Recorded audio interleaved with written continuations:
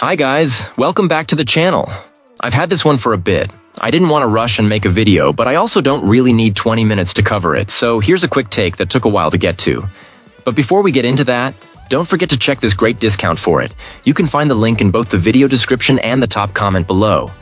Alright, enough talk, let's get right into it. So I recently got my hands on this monitor, a smaller version of another model I already own.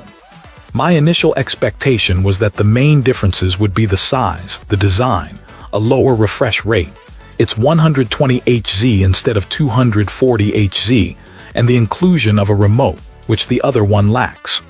Honestly, those differences didn't seem like a huge deal. I plan to use this one with my Xbox and the other with my PC. The Xbox's max refresh rate matches this monitor perfectly. Setting it up was a breeze, really intuitive design that even lets you assemble it while it's still in the box. Where things get a little less rosy is in the performance, especially for console gaming. While gameplay itself is smooth, crisp, and free of flicker, the HDR is a bit underwhelming. It felt washed out, not as vibrant as I'd hoped. The monitor handled the Xbox's demands without any problems. Lighting effects looked fantastic, but that's where the positive notes end. This monitor is a bit of a smart TV hybrid, which is different from my other monitor that's purely focused on gaming. It needed a Wi-Fi connection and required agreeing to various privacy policies before I could use all its features. Once online, it's a functional streaming hub, letting you access loads of apps and customize the home screen. However, the gaming mode itself presented some quirks. There's noticeable flicker, especially during transitions like starting or ending games, pausing, or using the console's overlay. That constant flickering got seriously annoying.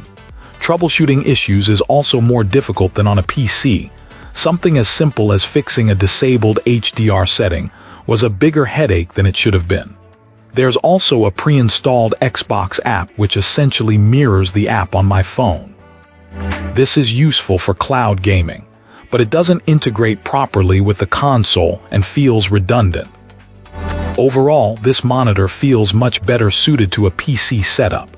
It's probably a great option for smaller spaces, acting as a smart TV and a gaming monitor all in one. However, I do have some reservations about the build quality. My first unit developed a persistent green line across the screen within an hour of use, forcing a replacement. The replacement seems okay so far, but the experience made me a little wary. If you're comparing this model to the larger one I already own, the latter is undoubtedly the better choice despite the higher price tag, purely based on a more consistent and refined performance. If this video helped you out, give it a like and hit subscribe for more. Got thoughts? Drop them in the comments. I'd love to hear from you. Thanks for watching, and I'll see you in the next one.